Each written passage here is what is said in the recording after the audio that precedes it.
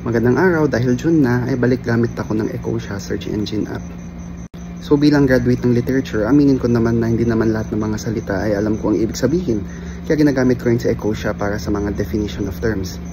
So gumamit tayo ng halimbawa, ang uso ngayon ay ang salitang forthwith. So search natin ano ba definition ng forthwith.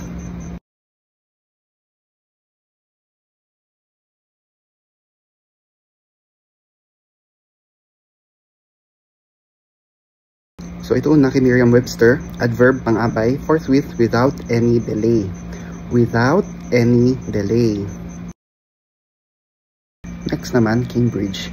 Muli, adverb pang-abay. Immediately. Synonyms, instantly, now. So ayun, pinakita ko lang kung paano pwede nyo rin gamitin si Ecosia bilang inyong personal dictionary. Ngayon nga, babasa-basa tayong mga libro, dami tayong na-encounter ng mga vocabulary, itong forthwith, diba, current events. Pwede natin makita o malaman ang kanyang kahulugan gamit si Ecosia. At syempre, nakatulong pa tayo sa ating kalikasan dahil ang bawat search pag umabot ng 45 kasama ng iba't ibang mga users worldwide ay nakakapagtanim pa tayo ng puno. So ito ang ating ambag, makapagtanim ng puno gamit ang Ecosia. Tapos ang nangyari sa Philippine Senate today, ang masasabi ko lang, mabuhay ang mga taxpayers.